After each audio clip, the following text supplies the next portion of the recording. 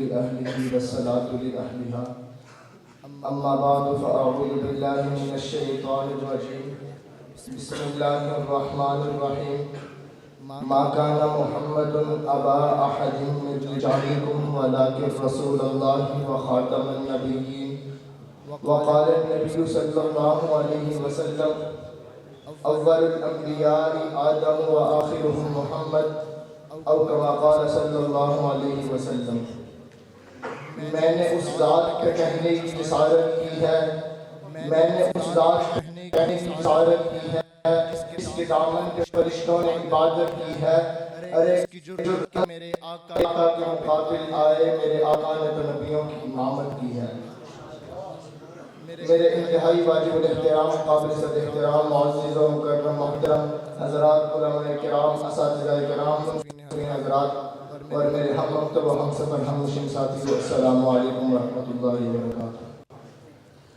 آج جامع حاضر کی طرف سے اپنی لسان کو کھولنے کے لیے جو افتتاح مجھے تھمائی گئی ہے وہ عقیدہ ختم نبوت کو قرآن و سنت کی روشنی میں بیان کرنے کی صورت میں ہے.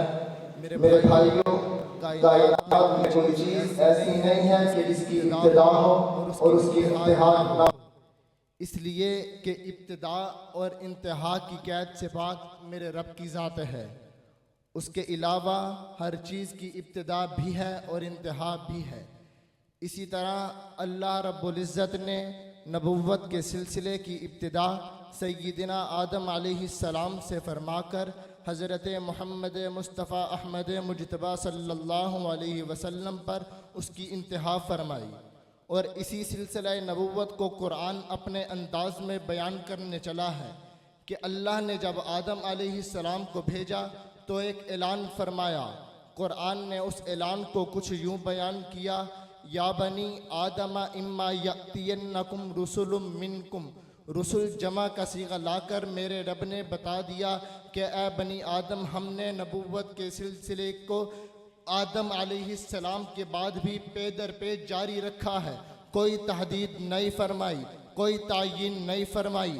پھر جب یہ سلسلہ چلتے چلتے حضرت نوح علیہ السلام اور ابراہیم علیہ السلام پہ پہنچا تو قرآن نے پھر اعلان کیا. قرآن کہتا ہے: وَلَقَدْ أَرْسَلْنَا نُوحًا وَإِبْرَاهِيمَ وَجَعَلْنَا فِي ذُرِّيَّتِهِمَا النُّبُوَّةَ.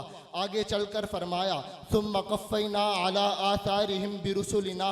گویا کہ اللہ نے بتا دیا کہ ہم نے نبوت کے سلسلے کو نوح علیہ السلام اور ابراہیم علیہ السلام کے بعد بھی پے در پے جاری رکھا ہے. کوئی تحدید نہیں فرمائی، کوئی تعیین نہیں فرمائی. پھر جب یہ سلسلہ چلتے چلتے حضرت موسیٰ علیٰ نبینا علیہ السلام پہ پہنچا تو حضرت موسیٰ علیہ السلام کے زمانہ پہ جا کر قرآن پھر ایک اعلان کرتا ہے.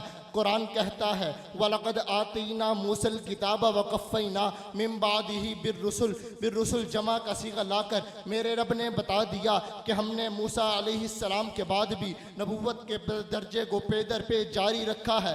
کوئی تحدید نہیں فرمائی، کوئی تعیین نہیں فرمائی. پھر جب یہ سلسلہ چلتے چلتے حضرت عیسیٰ علیہ السلام پہ پہنچا تو حضرت عیسیٰ علیہ السلام کے زمانہ پہ جا کر قرآن پھر ایک اعلان کرتا ہے. میرے بھائیو توجہ کیجئے گا، یہاں پر جا کر قرآن کا اسلوب بیان بھی بدل جاتا ہے، قرآن کا انداز بھی بدل جاتا ہے، قرآن کا اعلان بھی بدل جاتا ہے، قرآن کا صیغہ بھی بدل جاتا ہے. قرآن کہتا ہے: مبشرم برسول یأتی من بعد اسمہ احمد. اب آنے والا ایک ہے، رب کا پیارا ہے، رب کا دلارا ہے. ربا کون ہے؟ آگے نام بھی بتا دیا: من بعد اسمہ احمد. اس کا نام احمد ہوگا.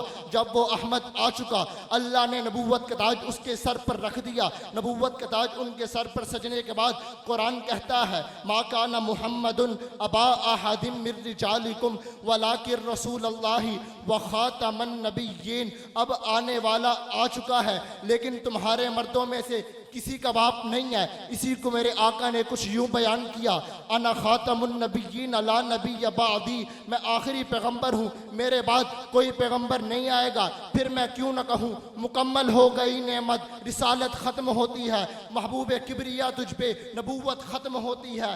تمہارے واسطے بزم ہستی کو سجایا گیا، تمہارے بعد دنیا میں ستارہ ختم ہو گیا.